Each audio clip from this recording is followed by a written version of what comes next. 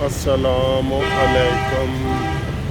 یہ میں Lahore high court کے پاس سے گزر رہا ہوں، تو آج آپ کو پتہ ہے کہ نیا کٹا کھل گیا ہے اور عطا اللہ تارڑ نے ایک بڑی بھرپور پریس کانفرنس کی ہے۔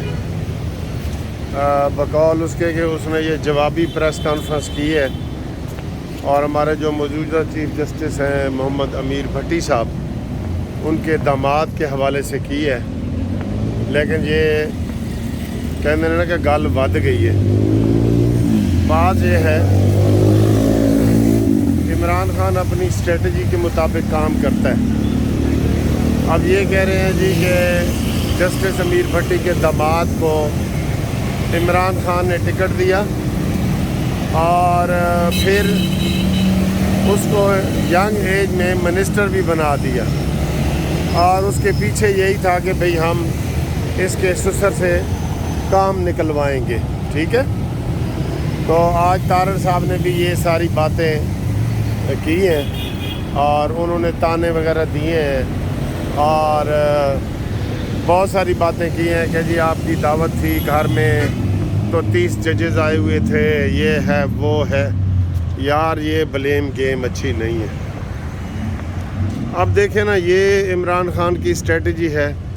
ہم کہتے ہیں کہ ثاقب نثار کی بیٹی بھی تحریک انصاف میں شامل تھی، بندیال کے بچوں کے بارے میں بھی جو موجودہ چیف جسٹس ہیں اس کا بھی یہی کہا جا رہا ہے۔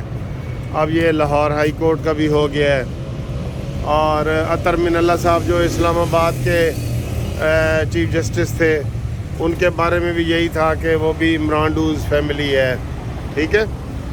تو یہ اس چیز کو اب ڈائریکٹ ہمارے سامنے تو نہیں ہے کہ کوئی ججز یہ انوالو ہوئے ہیں، لیکن بچوں کے ذریعے ظاہر ہے پھر تھوڑا بہت ہوتا ہوگا، لیکن ان کے پاس آج عطا اللہ تارڑ نے جو نیا محاذ کھولا ہے نا، یہ میں سمجھتا ہوں کہ یہ مناسب نہیں ہے، یہ مناسب نہیں ہے۔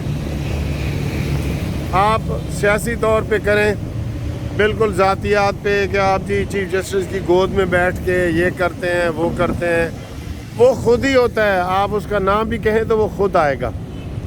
چیف جسٹس کی بیٹی کا ذکر انہوں نے کیا ہے کہ اس کی دعوت نامے تھے اور یہ ہوا، تو بہت لمبی چوڑی پریس کانفرنس تھی۔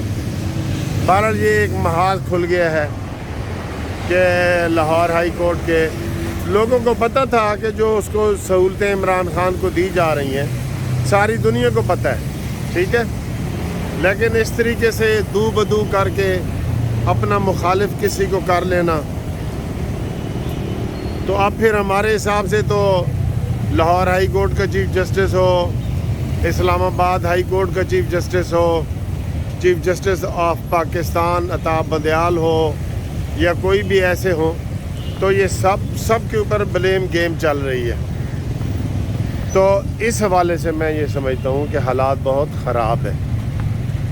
جب آپ پہلے اسٹیبلشمنٹ کا نام لے رہے تھے، ٹھیک ہے، پھر ہم نے آپ کو پتہ ہے سب نے ویڈیو بنائی ہیں قمر جاوید باجوہ اینڈ کمپنی کے خلاف، پھر وہی ان کے ساتھ لگ گئے، تو پھر عمران خان اب ان کے خلاف بنا رہا ہے۔ اسی طریقے سے ان دو اداروں سے ہمیشہ ہیلپ لی جاتی رہی ہے، لی جاتی رہے گی، یہ پھر قسمت کی بات ہے، ٹھیک ہے۔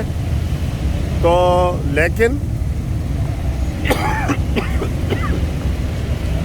ہم ان اداروں کے سربراہوں کو یہی کہیں گے کہ اگر آپ کے بچے کوئی سیاست میں ہیں بھی صحیح نا، تو ان کی سیاست ان تک رہنے دیں اور بالکل منصف بن کے اور آپ یہ چیزیں کریں۔ ابھی عمران خان کو جو ساری سہولتیں دی گئی تھیں پچھلے ہفتے، وہ کہتے ہیں نا کہ اندھوں نے بھی دیکھی تھی، اندھوں نے بھی دیکھ لی تھیں کہ یار دیکھو یہ سلوک پہلے تو کسی ملزم کے ساتھ ایسے نہیں ہوا۔ تو یہ پھر عوام فیصلہ کرتے ہیں، عوام کو پتہ لگ جائے۔ آپ عوام کے سامنے بات کریں، بجائے یہ کہ اس نے پریس کانفرنس کی ہے تو آپ نے اس کے جواب میں پریس کانفرنس کی ہے، ٹھیک ہے۔ اور یہ اس طرح کی چیزیں، یہ حالات بگڑ سکتے ہیں، کافی زیادہ حالات بگڑ سکتے ہیں، ٹھیک ہے۔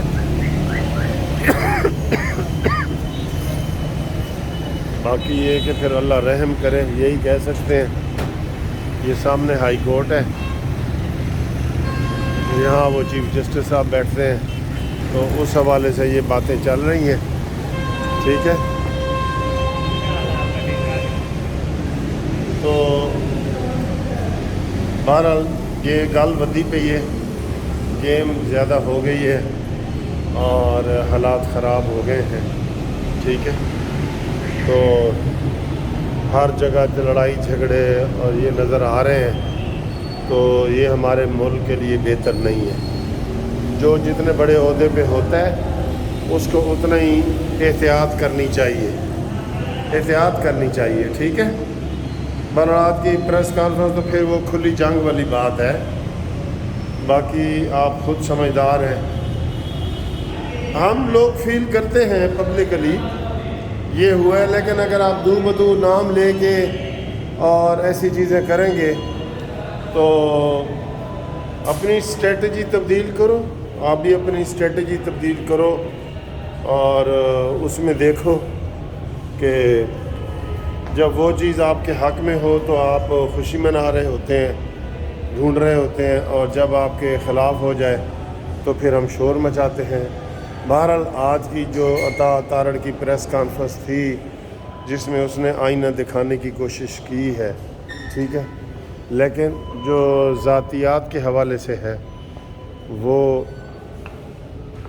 ہمارے ملک کے موجودہ سسٹم کے لیے ٹھیک نہیں ہے، ٹھیک ہے۔